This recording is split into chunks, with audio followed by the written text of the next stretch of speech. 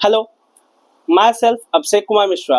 और आज हम देखेंगे क्या, तो गैसियस एक्सचेंज को हम कंटिन्यू करेंगे। जो हमने पिछली क्लास में हमने जो चैप्टर पढ़े थे उसी को कंटिन्यू करेंगे, ब्रीथिंग एंड गैसियस एक्सचेंज। ठीक है, तो इससे स्टार्ट करने से पहले हम बैक का थोड़ा सा रिकॉल करेंगे।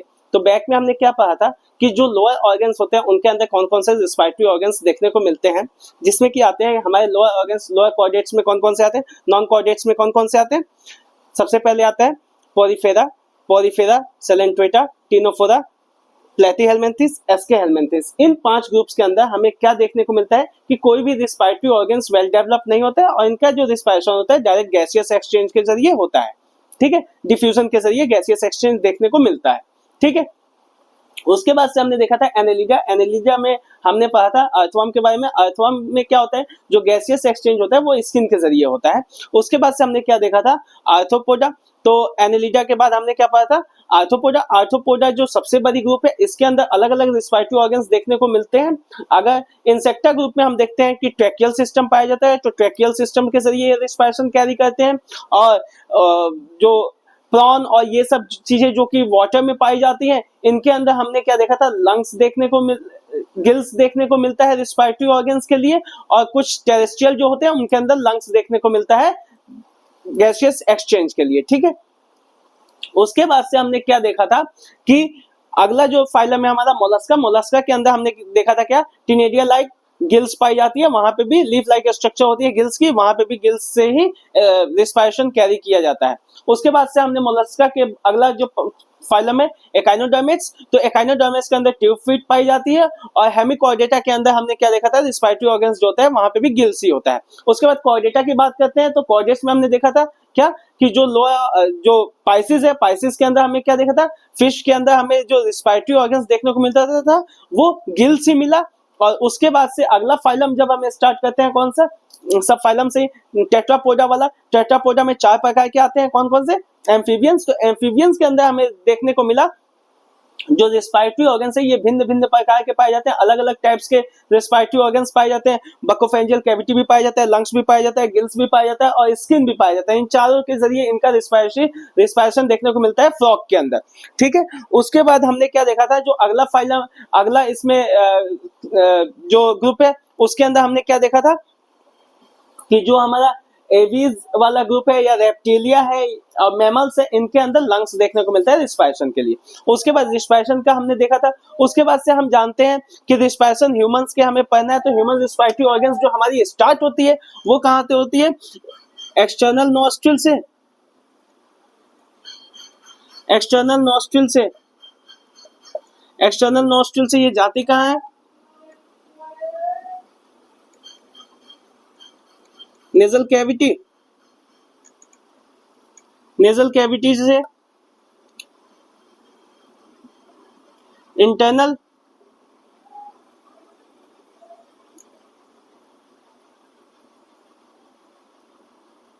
इंटरनल नैरिस। उसके बाद जाती है कहाँ,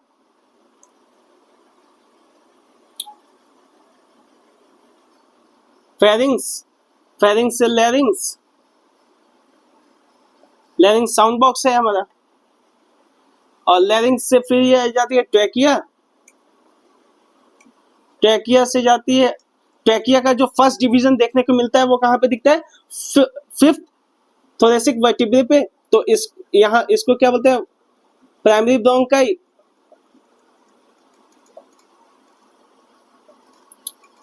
सेकेंडरी ब्रोंकाई। फिर जाती है टर्सरी ब्रोंकाई।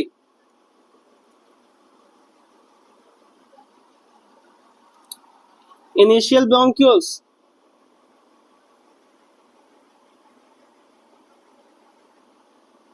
इनिशियल ब्रोंक्यूल से जाती है मिड ब्रोंक्यूल्स। और फिर टर्मिनल ब्रोंक्यूल्स।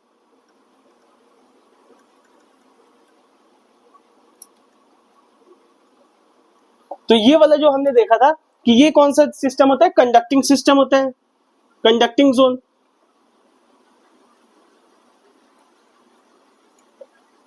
हमने क्या देखा था, कंडक्टिंग जोन होता है। ये चीजें पाई जाती हैं कहाँ से, इंटरनल नोस्ट्रल से हम एयर लेते हैं, नोस्ट्रल से, फिर नेजल कैविटी, इंटरनल नेरिस, फिर फेरिंक्स, फिर लैरिंक्स, फिर trachea, 1 degree, 2 degree, 3 degree bronchi, और उसके बाद initial bronchioles, mid bronchioles and terminal bronchioles. तो ये वाला सिस्टम मेनली क्या करता है, फिल्ट्रेशन का काम करता है, और साथ ही साथ ह्यूमिफिकेशन का काम करता है, ह्यूमिडिटी मेंटेन करता है, टेम्परेचर को मेंटेन करता है, और कोई भी फॉरेन पार्टिकल्स, बैक्टीरिया, ये सब है, इनको ट्रैप करके, क्योंकि जो हमारा नेजल कैविटी वाला पार्ट है, यहाँ पे गोबलेट सेल्स पाए जाते हैं। गोबलेट सेल्स का सिक्रेशन क्या होता है, म्यूकस, म्यूकस का सिक्रेशन होता है, और ये रेजेस टाइप के पाए जाते हैं। तो टेम्परेचर मेंटेन करने का भी काम यहीं पे होता है, नेजल कैविटी के पास।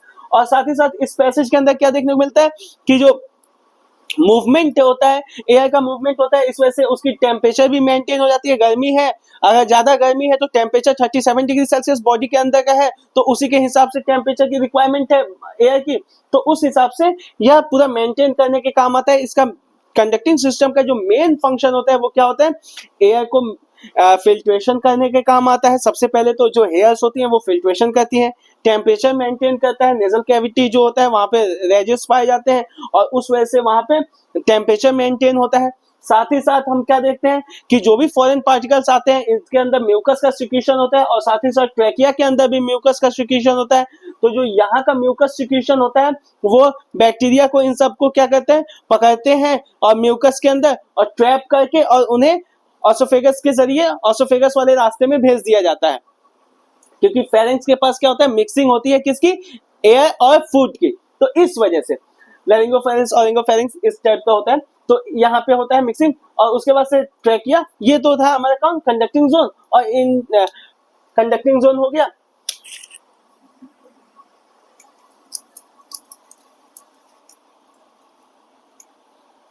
अब हमारा एक और है कौन सा, तो रिस्पायरेटरी जोन। तो रिस्पायरेटरी जोन में रिस्पायरेटरी डक्ट्स पाए जाते हैं। उसके बाद रिस्पायरेटरी डक्ट्स के बाद एल्वोलाई डक्ट, और एल्वोलाई डक्ट के बाद एल्वोलाई सेक। तो ये मेनली गैसेस एक्सचेंज के काम आता है। तो ये सब हमने पढ़ा था। उसके बाद इंस्पायरेशन और एक्सपायरेशन पढ़ा था। तो इंस्पायरेशन में क्या देखा था, इंस्पायरेशन कब होता है, डीआरजी जो होता है हमारा सेंटर है, क्या है, डीआरजी हमारा सेंटर है, और डीआरजी इंपल्स जनरेट करता है। डीआरजी क्या करता है, इंपल्स जनरेट करता है, जो कि कहाँ पे पाया जाता है, मेडुला के अंदर। कहाँ पे, मेडुला के अंदर। मेडुला जो है इम्पल्स जनरेट करता है, और वो इम्पल्स जो है कहाँ पे आता है, मेडुला इम्पल्स जनरेट करता है डीआरजी को। डीआरजी के पास पाई जाती है, मेडुला के अंदर डीआरजी सेंटर पाई जाती है, dorsal respiratory group of neurons. ये इम्पल्स जनरेट करते हैं, 2 इम्पल्स जनरेट करते हैं डीआरजी, और एक इम्पल्स जो है वो जाता है कहाँ पे, डायफ्राम के पास, डायफ्राम के पास, और दूसरा इम्पल्स जाता है एक्सटर्नल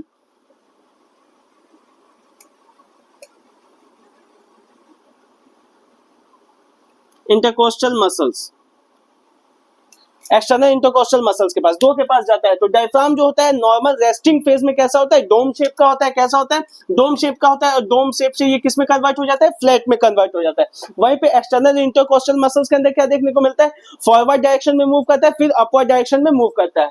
तो ये होते हैं। फिर उसके बाद हम क्या देखते हैं, ये क्या था, इंस्पायरेशन। ये क्या था, इंस्पायरेशन। इंस्पायरेशन में क्या हुआ, बाहर जो पार्शियल प्रेशर है जनरली, जो पार्शियल प्रेशर है गैसेस का वो कितना है, 760 mmHg, ठीक है। और लंग्स के अंदर जो पार्शियल प्रेशर है वो कितना है, अभी मान लीजिए जब रेस्टिंग फेज में थे तो ये भी कितना था, 760 था। लेकिन जब हमने इंस्पायरेशन किया तो इंस्पायरेशन में क्या हुआ, लंग्स के अंदर क्या हुआ, प्रेशर जो है कम हो गया, प्रेशर कम हो गया, वॉल्यूम क्या हुआ, बढ़ा, प्रेशर कम हुआ, वॉल्यूम बढ़ा, ठीक है। और इसके अंदर की कैपेसिटी बढ़ी। तो इस वजह से बाहर कितना था प्रेशर, एटमॉस्फेयर में कितना है, ये एटीएम का प्रेशर है, एटमॉस्फेयर में प्रेशर कितना है, 760, और लंग्स के अंदर अब प्रेशर कितना है, 758। तो मूवमेंट किधर से किधर होगा गैसेस का, higher concentration to lower concentration. तो इंस्पायरेशन हो गया। एक्सपायरेशन में क्या होगा, एक्सपायरेशन में जो ये न्यूमोटॉक्सिक सेंटर यहाँ पे हेल्प करेगा। पॉन्स के पास क्या पाया जाता है, न्यूमोटॉक्सिक सेंटर पाया जाता है। और न्यूमोटॉक्सिक सेंटर क्या करता है कि जो इंपल्स जनरेट हुए थे कहां से, डीआरजी से, जो इंपल्स जनरेट हुए थे कहां से, डीआरजी से, उसे स्विच ऑफ करने का काम करेगा। क्या करेगा, स्विच ऑफ करेगा और इंपल्स को वहीं पे रोक देगा। अब क्या होगा, डीआरजी जो फ्लैट हुई थी ये दोबारा से किस में चली जाएगी, डोम शेप में, और एक्सटर्नल इंटरकोस्टल मसल्स क्या होंगी, पहले डाउनवर्ड मूव करके और फिर इनवर्ड मूव करेंगी, फिर से अपने रियल पोजीशन पे पहुंच जाएंगे, रिलैक्स फेज में पहुंच जाएंगे।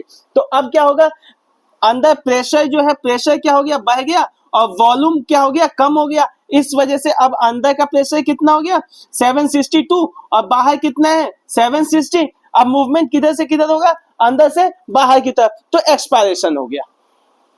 ठीक है, तो इंस्पायरेशन एक्सपायरेशन देख लिया। एक इंस्पायरेशन, अब हम आगे रिकॉल देखते हैं। यहां तक था हमारा पहले का। अब हम स्टार्ट करते हैं pulmonary volumes and pulmonary capacities.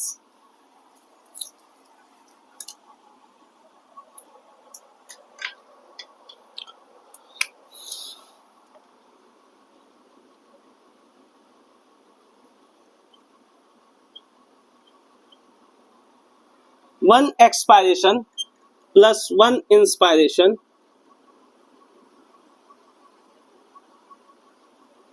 is equal to one breath. One breathing क्या है, एक ब्रीथ क्या है, one inspiration plus one expiration is equal to one breath. One breath इसको बोलते हैं। ठीक है, एक बार हमने सांस लिया और एक बार हमने सांस को बाहर निकाला, इसको क्या बोलते हैं, वन ब्रीथ बोला जाता है।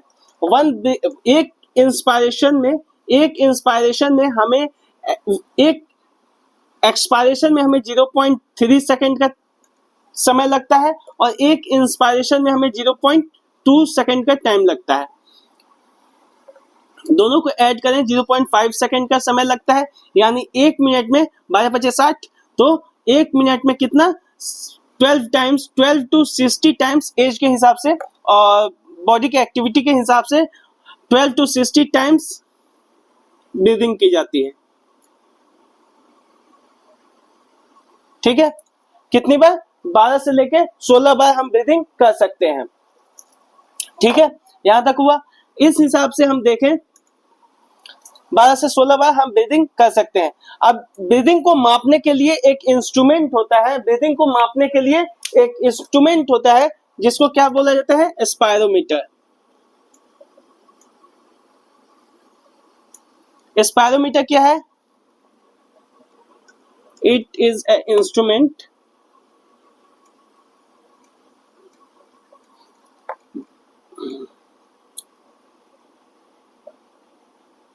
which is used to measure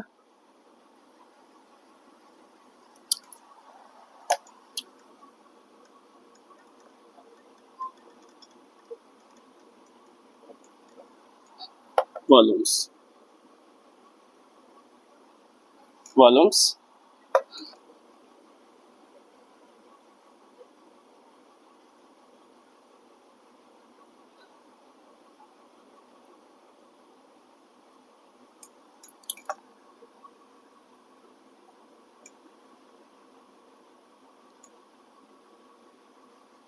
तो क्या है, यह एक ऐसा इंस्ट्रूमेंट है जिसके जरिए हम मेजर कर सकते हैं पल्मोनरी वॉल्यूम्स को, जो कि हम इंस्पायर करें या फिर एक्सपायर करें। ठीक है, तो यहां पे हम क्या देखेंगे अब कि स्पायरोमीटर जो होता है वह किन किन चीजों को मापने के काम आता है। तो सबसे पहले ये तो मापने में हेल्प रहता है किसको, टाइडल वॉल्यूम को, ARV को, IRV को।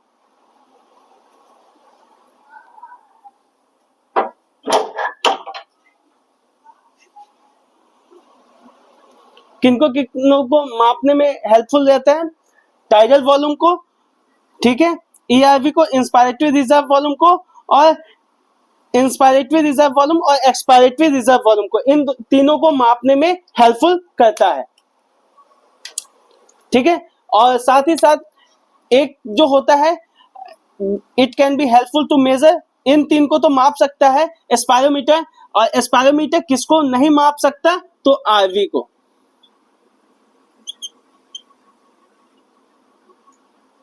रेसिडुअल वॉल्यूम किसको नहीं माप सकता, तो रेसिडुअल वॉल्यूम को मापने में कैपेबल नहीं होता है। वहीं पे किसको किसको माप सकता है, it is helpful to measure TV, ERV and IV। अब हम आगे देखेंगे ये कैसे होते हैं।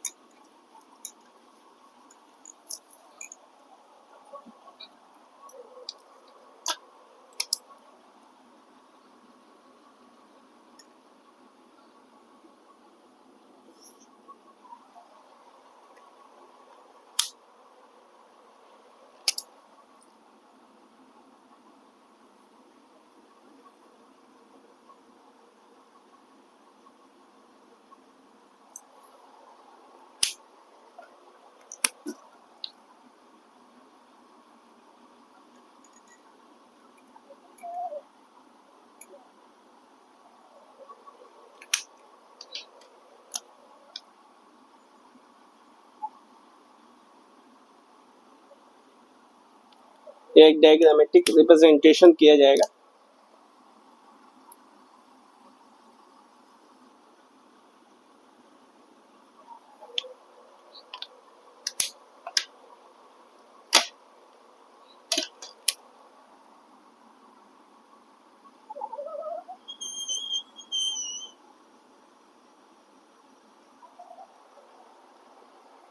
तो सबसे पहले अब हम पढ़ेंगे कौन सा, tidal volume.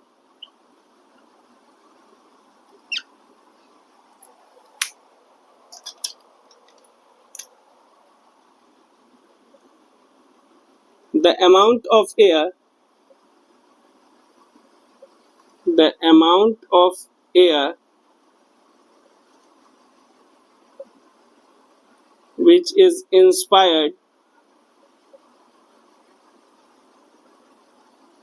and expired by a person in normal breath।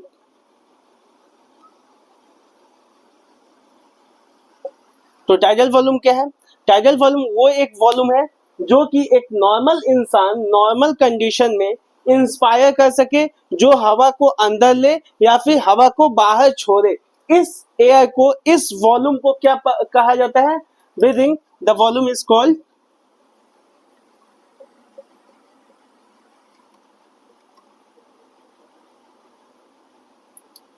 TV. The volume is called TV. और टीवी की जो वैल्यू होती है, TV is equal to 500 ml। कितनी होती है? 500 ml। ठीक है। तो एक नॉर्मल कंडीशन में जो इंसान हवा, जो एयर को इंस्पायर करे या फिर एक्सपायर करे, उस एयर को क्या बोला जाता है? टाइडल वॉल्यूम कहा जाता है। टाइडल वॉल्यूम देखिए कौन सी होती है? ये क्या होगी? टाइडल वॉल्यूम इंस्पायर्ड की तो इंस्पायर किया, और नहीं तो टाइडल वॉल्यूम को क्या किया? टीवी एक्सपायर्ड की तो इंस्पायर किया, नहीं तो एक्सपायर किया। किसको? सांस लिया गया और नहीं तो सांस को छोड़ा गया। एक नॉर्मल कंडीशन में उस वॉल्यूम को क्या बोला जाता है? Tidal volume. अब हम अगला वॉल्यूम देखते हैं।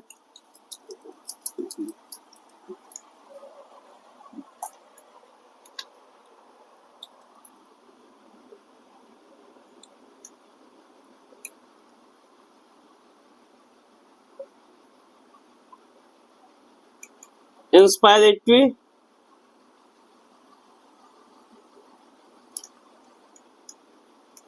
Reserve volume. Inspiratory reserve volume.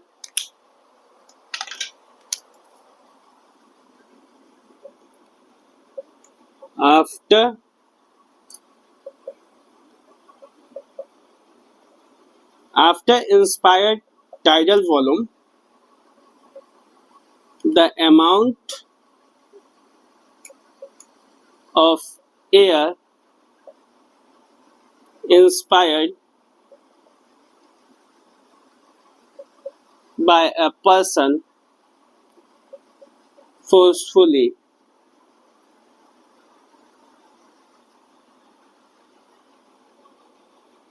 the volume is called IRV। IRV क्या होता है? After inspiration tidal volume. Tidal volume को लेने के बाद, टाइडल वॉल्यूम को अंदर लेने के बाद भी जो अमाउंट हम फोर्सफुली इंस्पायर कर सके और फीलिंग कर सके पल्मोनरी के अंदर, लंग्स के अंदर, उस वॉल्यूम को क्या कहा जाता है? IRV, inspiratory reserve volume. The amount of A volume, क्या लिखा है? After inspiration tidal volume. Tidal volume को इंस्पायर करने के बाद the amount of air inspired by a person forcefully. एक पर्सन जो है फोर्सफुली और कितनी फीलिंग कर सकता है लंग्स के अंदर एयर की, नॉर्मल टाइडल वॉल्यूम लेने के बाद भी उस वॉल्यूम को क्या कहा जाता है? IRV।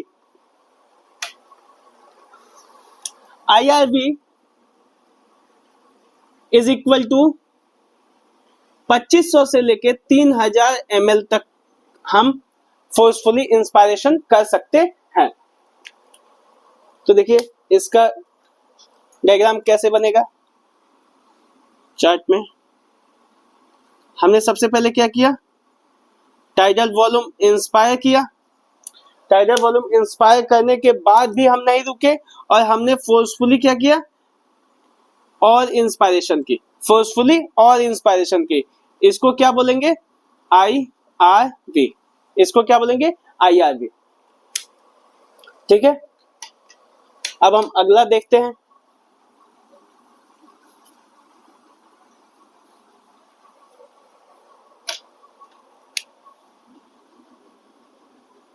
ARV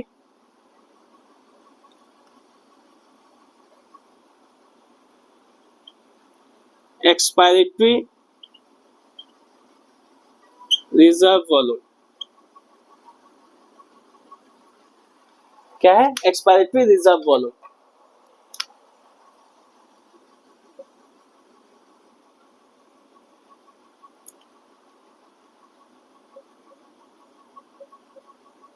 after expired tidal volume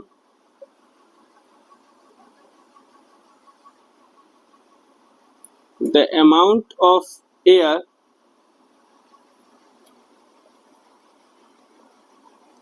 expired by a person forcefully, the volume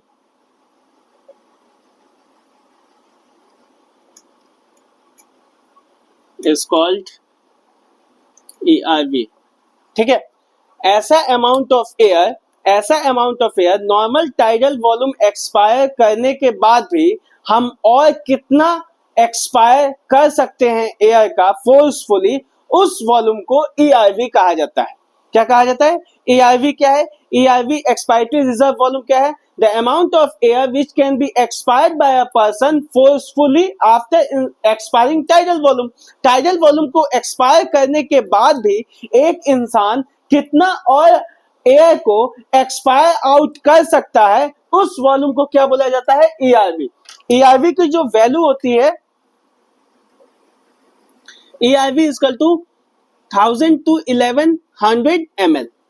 कितनी होती है? 1000 to 1100 ml तक देखने को मिलती है क्या? ERV।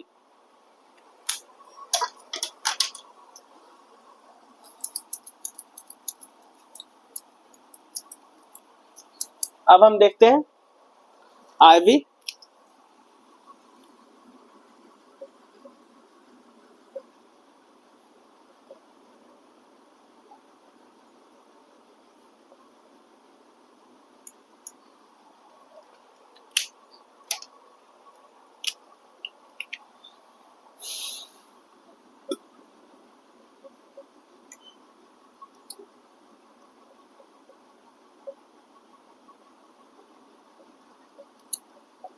After expired tidal volume and ERV,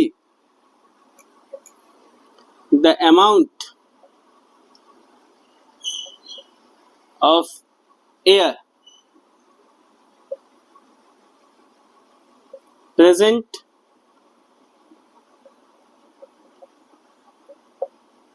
inside the lungs is called RV। RV क्या है? रेसिडुअल वॉल्यूम क्या है? आफ्टर एक्सपायरेशन हमने क्या किया? एक्सपायर कर दिया। किसका किसका? टाइडल वॉल्यूम का भी एक्सपायर कर दिया, फोर्सफुली भी एयर को बाहर निकाल दिया, फोर्सफुली भी क्या कर दिया? ERV को बाहर निकाल दिया। उसके बाद भी जो पल्मोनरी के अंदर, जो लंग्स के अंदर एयर अभी भी प्रेजेंट है, उस वॉल्यूम को क्या बोलते हैं? RV। Residual volume, residual volume, residual volume RV cannot measure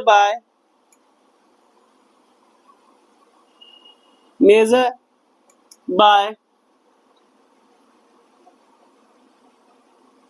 spirometer. Spirometer से इसको कभी नहीं मापा जाया जा सकता है, ठीक है। आरवी की वैल्यू कितनी होती है? 1200 ml। कितनी होती है? 1200 ml, ठीक है। यह ऐसी वॉल्यूम होती है जो कि एक्सपायर करने के बाद, किसको किसको एक्सपायर करने के बाद? टीवी को टाइडल वॉल्यूम एक्सपायर करने के बाद, उसके साथ क्या, ईआरवी को, एक्सपायरेटरी रिजर्व वॉल्यूम को भी, इन दोनों को बाहर निकालने के बाद भी जो एयर हमारे लंग्स में प्रेजेंट होती है उस एयर को क्या बोलते हैं? आरवी बोलते हैं, ठीक है।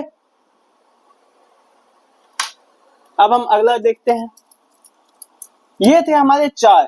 तो इसके बेसिस पे अगर, अच्छा हम ये बताना भूल गए, देखिए इसमें क्या क्या है। इसमें देखिए क्या क्या है। सबसे पहले हमने क्या किया,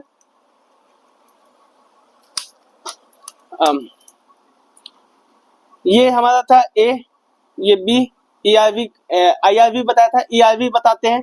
तो ईआरवी के लिए क्या किया हमने? सबसे पहले टाइडल वॉल्यूम को टीवी, टाइडल वॉल्यूम एक्सपायर किया। टाइडल वॉल्यूम एक्सपायर करने के बाद, टाइडल वॉल्यूम एक्सपायर करने के बाद भी जो अमाउंट ऑफ एयर हम और एक्सपायर कर सकें फोर्सफुली, उसको क्या बोलते हैं? ईआरवी। उसको क्या बोलते हैं? ईआरवी। और ERV tidal volume, tidal volume, और टाइडल वॉल्यूम के बाद ईआरवी, टाइडल वॉल्यूम के बाद कौन? ईआरवी। और ईआरवी के बाद भी जो एयर प्रेजेंट हो लंग्स के पास, इस वॉल्यूम को क्या बोलते हैं? आरवी। क्या बोलते हैं? आरवी। ये क्या है? Tidal volume expired. ये क्या है? ईआरवी। और ये क्या है? आरवी, रेसिडुअल वॉल्यूम, ठीक है। तो ए बी सी डी, इन्हीं चार को क्या बोलते हैं? पल्मोनरी वॉल्यूम्स बोलते हैं। तो पल्मोनरी वॉल्यूम्स के इसके बेसिस पे क्या डेफिनेशन बनती है? द अमाउंट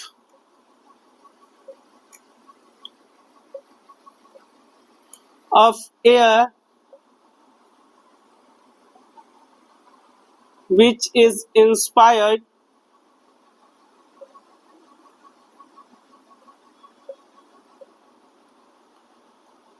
and expired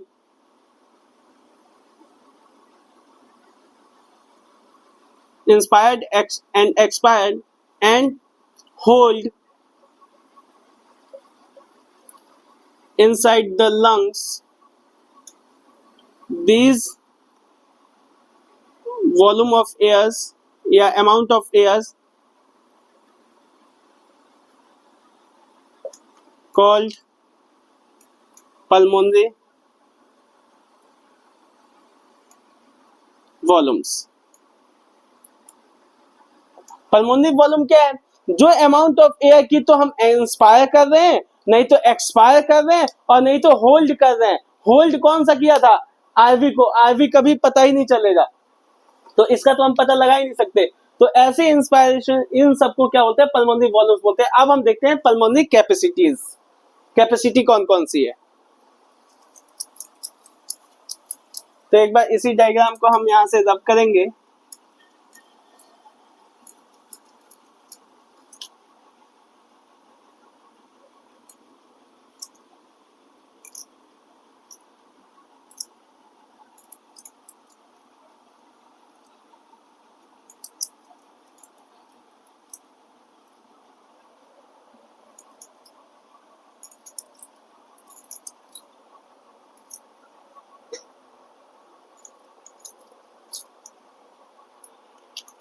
देखते हैं, एक बार फिर से बना लेते हैं।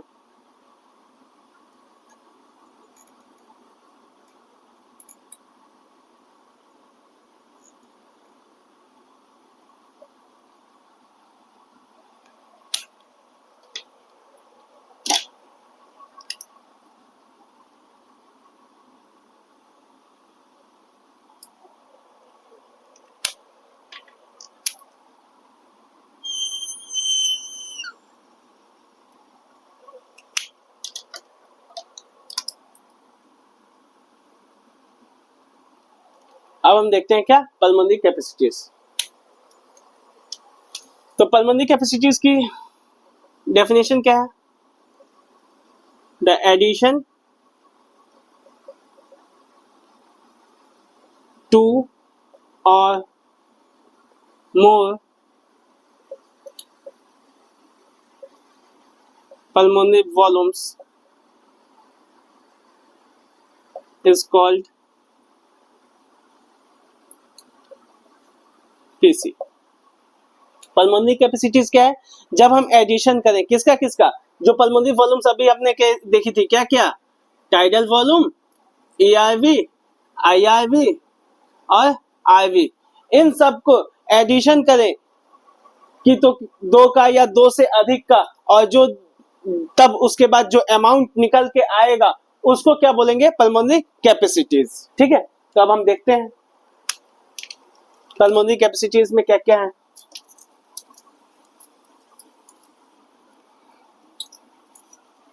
सबसे पहले क्या देखेंगे?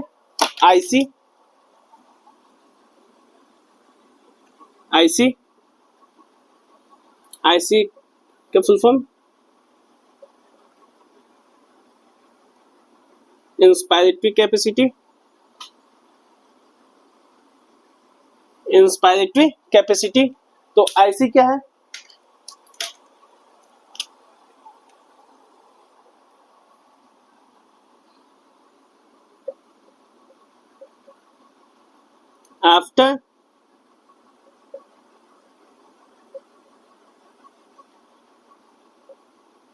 After expiration tidal volume, the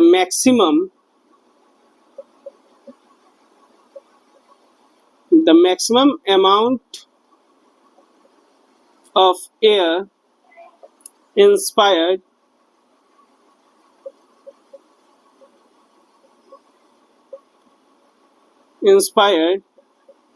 by a lung by a person is called IC। ठीक है, तो क्या हुआ?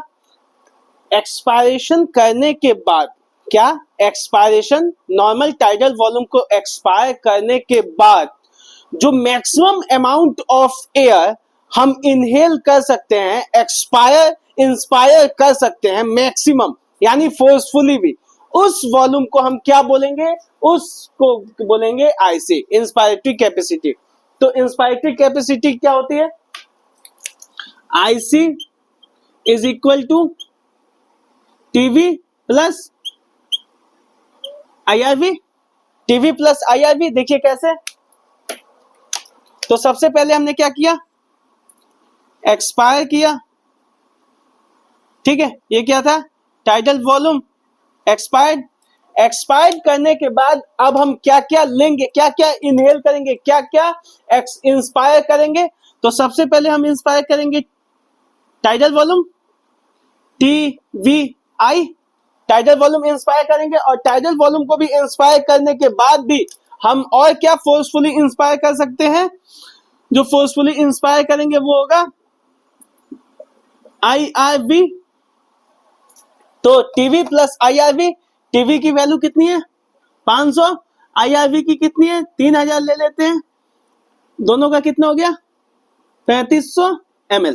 ठीक है, तो आईसी हो गया इंस्पायरेटरी कैपेसिटी। इंस्पायरेटरी कैपेसिटी एक बार फिर से समझ लीजिए क्या है। इंस्पायरेटरी कैपेसिटी क्या है? आफ्टर एक्सपायरेशन टाइडल वॉल्यूम को निकालने के बाद जो अमाउंट ऑफ एयर हम एक्सपायर कर सके मैक्सिमम में क्या क्या हो जाएगा? टाइडल वॉल्यूम भी आ जाएगा, और साथ ही साथ हम कहां तक और जा सकते हैं? मैक्सिमम कहां तक जाएंगे? IRV तक। इस वॉल्यूम को क्या बोलेंगे? Inspiratory capacity. अब हम अगला देखते हैं। अगला कौन सा है? Expiratory capacity.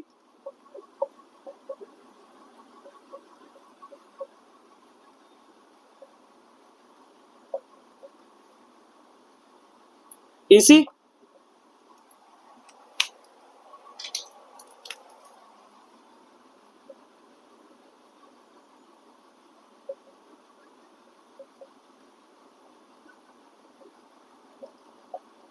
After inspiration tidal volume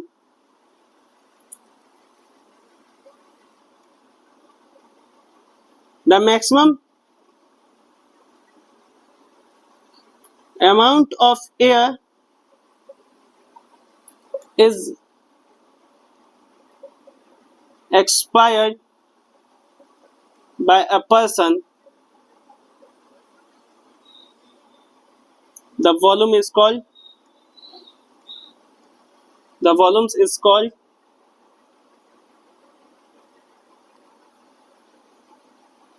EC, inspiratory capacity. ठीक है, इसी बोलते हैं। इसी इजकल टू, इसी में क्या क्या आएंगे, टाइडल वॉल्यूम आएगा। अब देखिए क्या हुआ, इंसान ने क्या किया, सबसे पहले तो मैक्सिमम एयर इंस्पायर करने के बाद, मतलब टाइडल वॉल्यूम इंस्पायर्ड किया, टाइडल वॉल्यूम क्या किया, इंस्पायर किया। इंस्पायरेशन करने के बाद जो मैक्सिमम अमाउंट बाहर निकाला जा सकता है, कौन कौन सा निकाला जाएगा, तो सबसे पहले क्या निकाला जाएगा, टाइडल वॉल्यूम एक्सपायर्ड किया जाएगा। और साथ ही साथ जो हमने क्या लिया था, EIV लिया था, क्या लिया था, फोर्सफुली जो निकाले थे, क्या, EIV, इन दोनों को करेंगे तो टीवी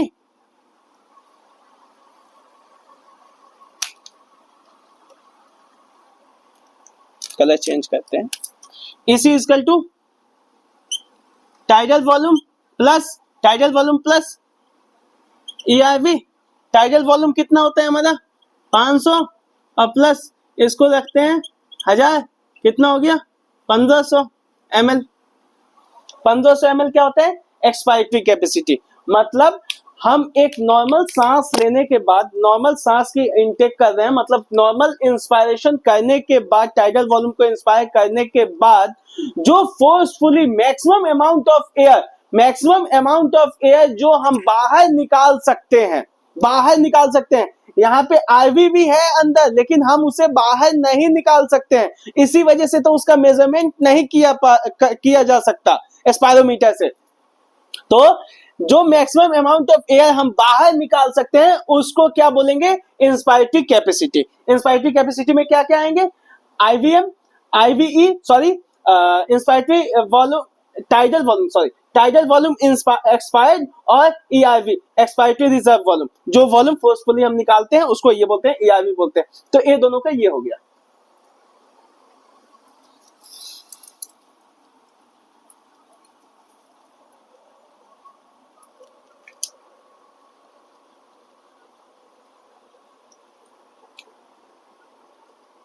पेन चेंज करना। अब देखते हैं FRC।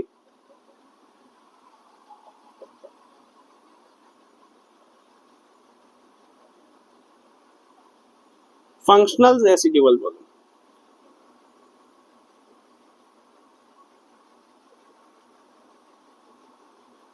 FRC, तो FRC क्या कहते हैं,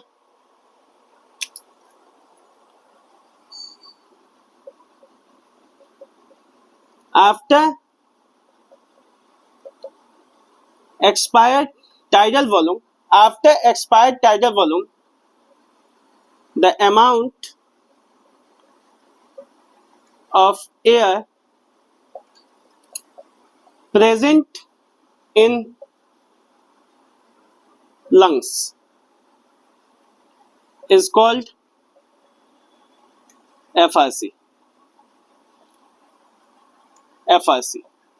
तो आफ्टर एक्सपायर्ड टाइडल वॉल्यूम को एक्सपायर करने के बाद, तो टाइडल वॉल्यूम कौन सी है, टाइडल वॉल्यूम ये है, टाइडल वॉल्यूम को हमने एक्सपायर कर दिया, ये क्या था, tidal volume expired. Tidal volume को एक्सपायर करने के बाद भी अभी भी हमारे पास कौन कौन सी एयर हमारे पास प्रेजेंट है, लंग्स के पास अभी भी क्या क्या प्रेजेंट है, तो EIV है, क्या है, EIV है। और EIV के बाद और कौन सा है, EIV के बाद और कौन सा है, ये वाली वॉल्यूम, इसको क्या बोलते हैं, EIV plus RV, residual volume. तो FRC इक्वल टू क्या क्या हो गए, ERV plus RV, ERV plus RV, ERV plus RV। ERV कितना है हमारा 1000 प्लस 1200, 2200 से 2300 आता है इसका 2200 ml FRC। ठीक है, अब हम अगला देखते हैं। इसको हमें मिटाना पड़ेगा क्योंकि अभी और बनाने हैं इस पे, इसी वजह से जगह की कमी है और इसी।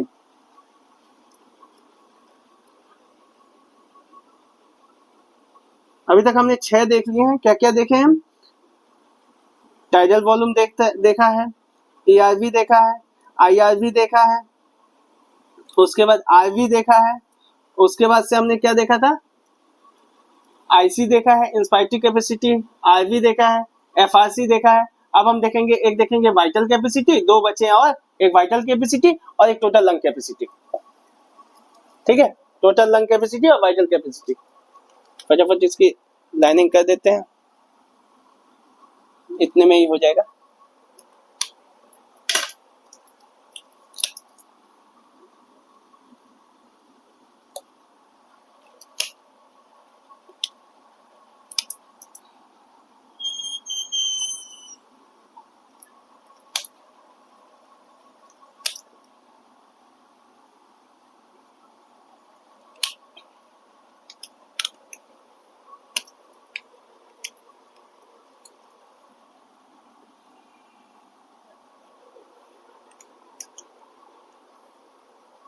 सबसे पहले आप क्या देखते हैं,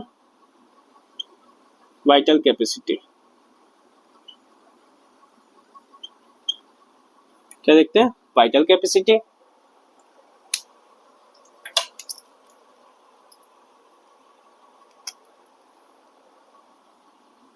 तो वाइटल कैपेसिटी क्या होता है, आफ्टर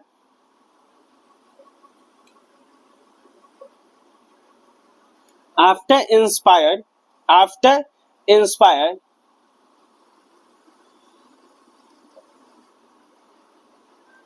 tidal volume और ERV inspiratory reserve volume, after inspired tidal volume और ERV the amount of air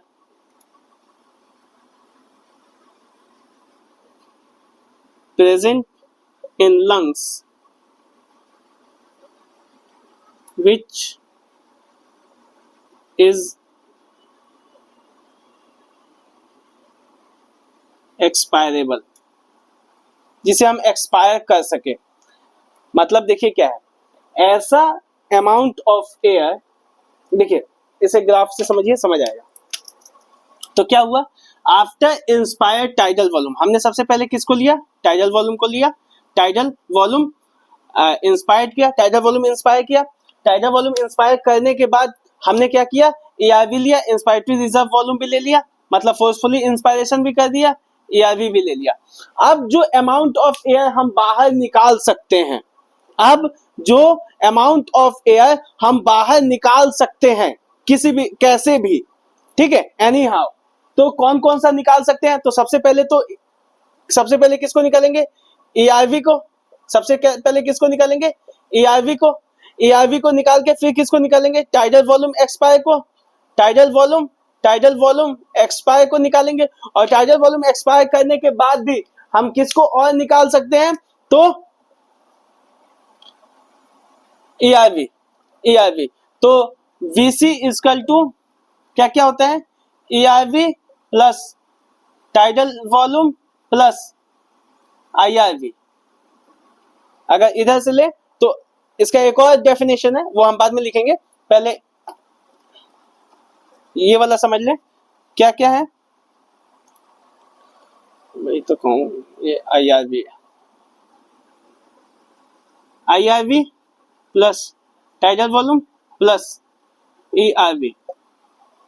ठीक है, आफ्टर इंस्पायरिंग टाइडल वॉल्यूम और the maximum volume of person can be able to expire. ठीक है, एक और डेफिनेशन है, इसको एक बार और लिखते हैं हम।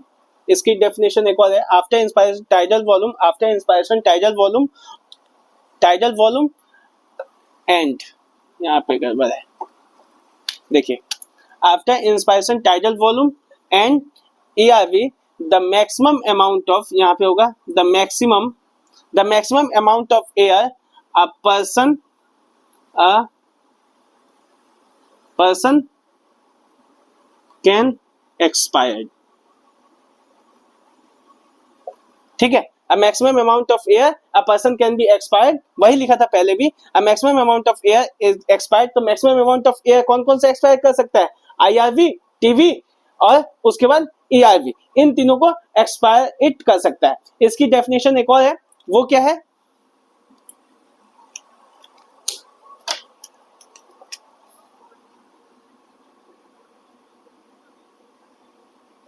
आफ्टर एक्सपायरेशन, यहां पे इंस्पायरेशन था, यहां पे एक्सपायरेशन कर देंगे। After expiration tidal volume and ERV, यहां पे क्या था? अरे यार ये IRV है ना, क्यों गलत कर दिए? ये IRV है, ERV after expiration tidal volume and ERV the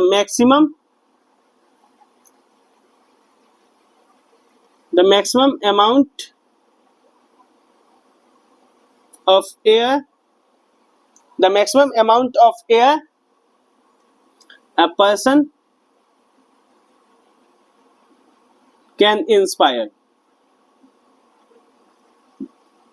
A maximum amount of air a person can be inspired is called VC, vital capacity। तो क्या हुआ? सबसे पहले क्या किया? आफ्टर एक्सपायर्ड किया, किसको एक्सपायर्ड किया? टाइडल वॉल्यूम के साथ ही किसको एक्सपायर और किया? ERV को इसको तो एक्सपायर कर ही नहीं सकता, RV को तो एक्सपायर कर ही नहीं सकता, तो किसको एक्सपायर करने में कैपेबल है? TV को और ERV को, और ERV को इन दोनों को एक्सपायर करने के बाद the maximum amount of air a person can be inspired. तो अब इंस्पायर्ड करेगा तो मैक्सिमम अमाउंट ऑफ एयर, कौन से एयर को इंस्पायर्ड करने में कैपेबल है? तो सबसे पहले ERV को, तो क्या हो जाएगा इसमें? ERV VC equal to vital capacity equal to क्या हो गया? ERV के बाद ये फिर कहां तक जाएगा? ERV के बाद क्या ले सकता है? TV, ये क्या है? TVI है, इंस्पायर्ड है। ये TVE था, एक्सपायर किया था, ये इंस्पायर किया, तो TVE किया। और उसके बाद क्या करेगा? उसके बाद मैक्सिमम अमाउंट में और क्या आ जाएगा? अगला वाला क्या है? तो IRV, इंस्पायरेटरी रिजर्व वॉल्यूम। तो इनको भी कर सकता है। इसकी डेफिनेशंस दो हैं वाइटल कैपेसिटी की, एक तो सांस को मैक्सिमम लेने के हिसाब से, और दोनों में लेना ही है। लेकिन देखिए कैसे। सबसे पहले इंसान ने क्या किया? आफ्टर इंस्पायर्ड, सबसे पहला वाला देखते हैं। आफ्टर इंस्पायर्ड करने के बाद किसको इंस्पायर कर रहा है? तो टाइडल वॉल्यूम को लिया, और टाइडल वॉल्यूम के बाद किसको लिया? IRV को, इंस्पायरेटरी रिजर्व वॉल्यूम को। इन दोनों को लेने के बाद the maximum amount of air a person can able to expire it. Maximum amount of air जो कि बाहर निकाला जा सकता है, कौन सा निकाल सकते हैं हम? IRV, इंस्पायरेटरी रिजर्व वॉल्यूम जो हमने लिया था उसे भी निकालेंगे, फोर्सफुली जो लिया था वो निकलेगा भी। तो उसके बाद टाइडल वॉल्यूम को भी निकाल सकते हैं, और साथ ही साथ किसको निकाल सकते हैं? ERV को भी निकाल सकते हैं। इन तीनों को निकाल सकते हैं हम। इसकी वजह से VC इक्वल टू क्या आ जाएंगे? ये तीनों हो जाएंगे। उसके बाद हम देखें एक और, इसका डेफिनेशन क्या कहता है? After expiration. अब आपने क्या किया? पहले एक्सपायर कर लिया, उसमें क्या किया था? इंस्पायर किया था। इसमें क्या किया? एक्सपायर किया। आफ्टर एक्सपायरेशन TV और ERV को एक्सपायर करने के बाद the maximum amount of air which we can be inspired. तो मैक्सिमम अमाउंट ऑफ एयर कौन सा हम इंस्पायर्ड कर सकते हैं अंदर? अंदर कौन कौन सा इंस्पायर कर लेंगे, तो ERV कर लेंगे, टीवी कर लेंगे और उसके बाद IRV कर लेंगे, इन तीनों को करेंगे। इसकी जो वैल्यू आती है वो कितनी आती है, IRV हमारा कितना होता है, इंस्पायरेटरी रिजर्व वॉल्यूम होता है 3000 और टीवी होता है 500 और ERV होता है कितना, एक्सपायरेटरी रिजर्व वॉल्यूम होता है मान लीजिए 1000 लेके चलते हैं, ठीक है, 3000 4 4500 ml इसकी वैल्यू आती है, ठीक है। ये था वाइटल कैपेसिटी। अब एक बचा है लंग्स कैपेसिटी।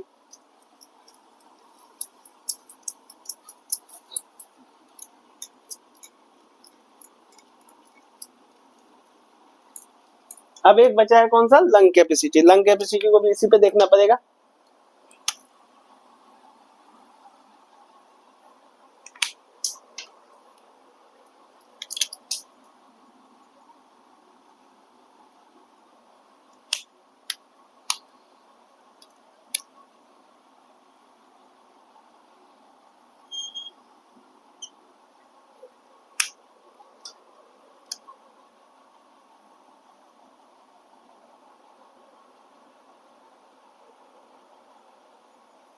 अब देखते हैं क्या लंग कैपेसिटी, इसमें जितनी भी है सब आ जाएंगे चारों।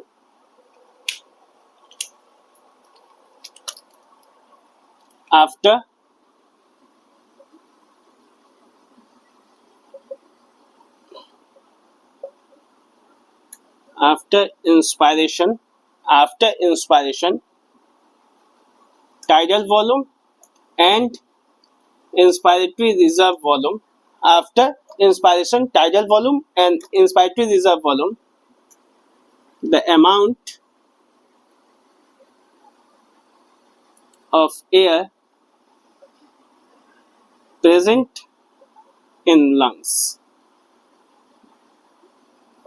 जो भी अमाउंट ऑफ एयर हो जो हमारे लंग्स के पास प्रेजेंट है, ठीक है, क्या क्या करने के बाद, तो टीवी और IRV करने के बाद भी जो भी वैल्यूज प्रेजेंट है उसको हम क्या बोलेंगे, टोटल लंग कैपेसिटी। तो देखिए सबसे पहले अपन ने क्या देखा कि सबसे पहले हमने क्या लिया, टाइडल वॉल्यूम लिया, टाइडल वॉल्यूम इंस्पायर किया, इंस्पायरेशन के लिए बोल रहे हैं, टाइडल वॉल्यूम इंस्पायर किया, टाइडल वॉल्यूम इंस्पायर करने के बाद हमने क्या किया, IRV लिया, IRV के लिए बोला है, IRV लिया। अब कहता क्या है कि लंग्स के पास ये भी लेने के बाद और सांस भरने के बाद सांस भर ली, अब हमारे पास क्या क्या प्रेजेंट है लंग्स के पास, तो लंग्स के पास क्या क्या प्रेजेंट है, तो सबसे पहले प्रेजेंट है क्या, IRV। तो सबसे पहले एल लंग्स कैपेसिटी में क्या आ जाएगा, लंग्स कैपेसिटी में क्या आ जाएगा, सबसे पहला IRV प्लस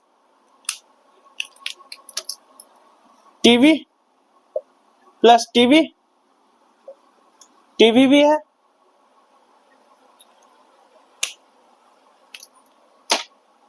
टीवी भी है, टीवी के बाद और क्या है,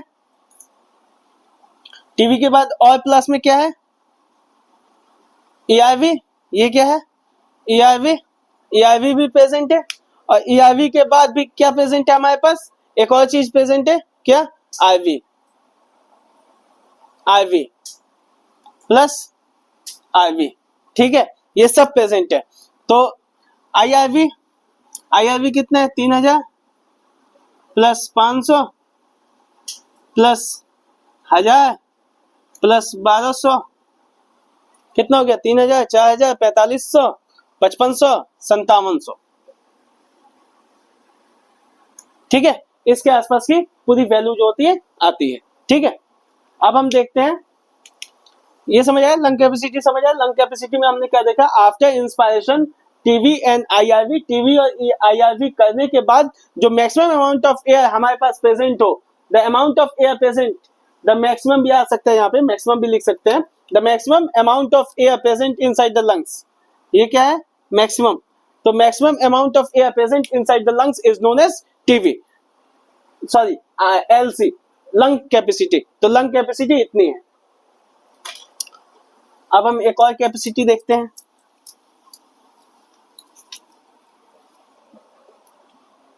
एक और कैपेसिटी देखते हैं, क्या? Minute capacity.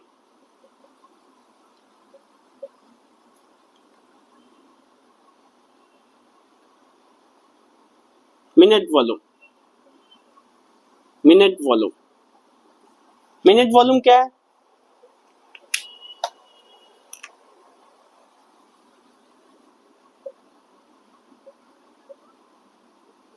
The amount of air inspired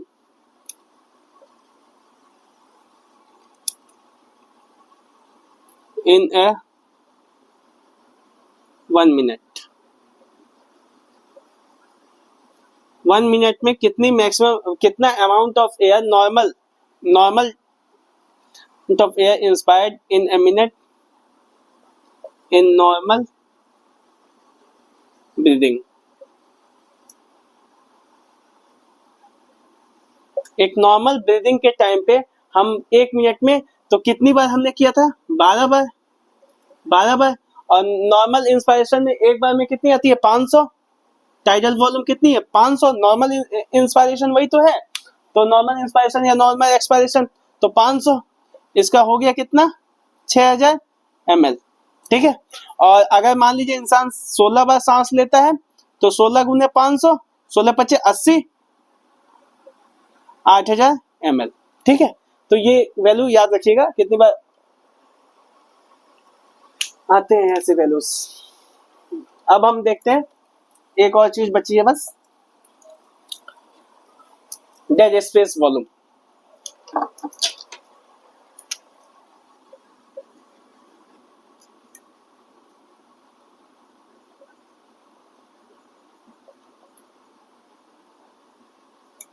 dead space volume.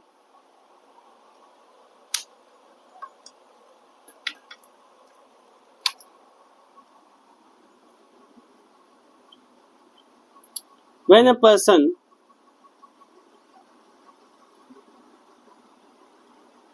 inspired tidal volume, when a person inspired tidal volume, तो tidal volume कितनी इंस्पायर कर रहे हैं? 500। ठीक है, 500 ml। इसको ml में लेके चलना है। 500 ml when a person, ये when है, w है भाई, मेरा w है तो ऐसा ही है। When a person inspired TB tidal volume 150 ml of air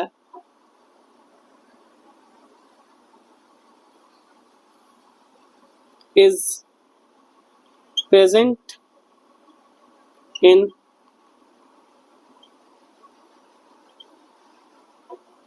conducting zone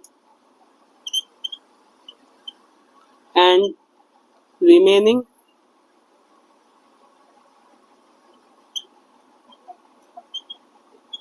350 ml of air go